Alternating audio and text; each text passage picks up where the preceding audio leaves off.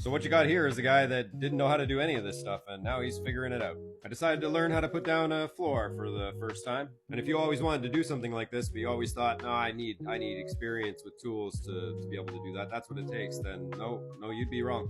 Anybody can learn how to do this. It just takes the confidence to believe that you can accomplish it. Now, we left off in the last video. I'm approaching the staircase here. I'm just going to finish laying the subfloor. I got the easy part still going. And yeah, doing some of this stuff, it takes a few tools, but you'd be surprised that most projects, you just need the basic tools to be able to get that done. And you can find tools for cheap out there. There's lots of used tools on Marketplace. Go check that out. The point is, there's ways to get yourself prepared, and there's ways to feel like you can accomplish it. You don't need the best quality of everything just to be able to do a project. Yeah, of course, it costs a little bit of money to buy this stuff, but it's going to cost you a lot more money to hire somebody to do it. In the last video, I was talking about having some lumpy areas to deal with, and if you missed those videos, go back and check those out. This is part 5. So right here, before these few little steps down into our living room area, there's a sizable bump in the floor. Now, I'm not here to give you a tutorial on how to do this stuff. I'm just winging it, but I'm going to show you what I had to do here. Now, you can't get these planks to click into each other properly if you don't have a level surface. And I do not have a level surface here. I actually have enough room underneath the plank to put another plank in order to make it one solid level area. Now, before all the flooring gurus come at me and start roasting me, I'd love to hear what you would have done, because I always want to learn, and I know there's probably a better way I could have did this, but what I did here, it worked.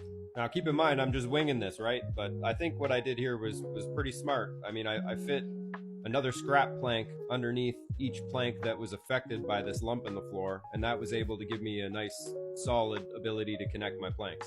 And don't worry, I did that for all of the planks that are leading from that lump to the staircase, so it's not just this one in the video here. Now, if you're thinking I could have just put another layer of subfloor, the subfloor was actually too thick, but the planks were basically just the right size. But yeah, I was pretty happy with myself here because, I'm working with what I got, and this place is far from perfect, and it's really old.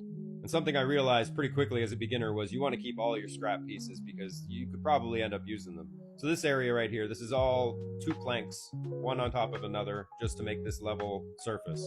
And I don't have an ego or, I'm full of humility when it comes to doing these types of projects, so I really do want to hear what anybody else thinks would have been a better option. And I really want my content to be a place for people to get motivated and not feel like, everything they watch on social media is just another professional with the best tools. If you're the type of person that, you didn't work with tools when you were younger, you didn't grow up learning how to fix things, and I was just like you at one time.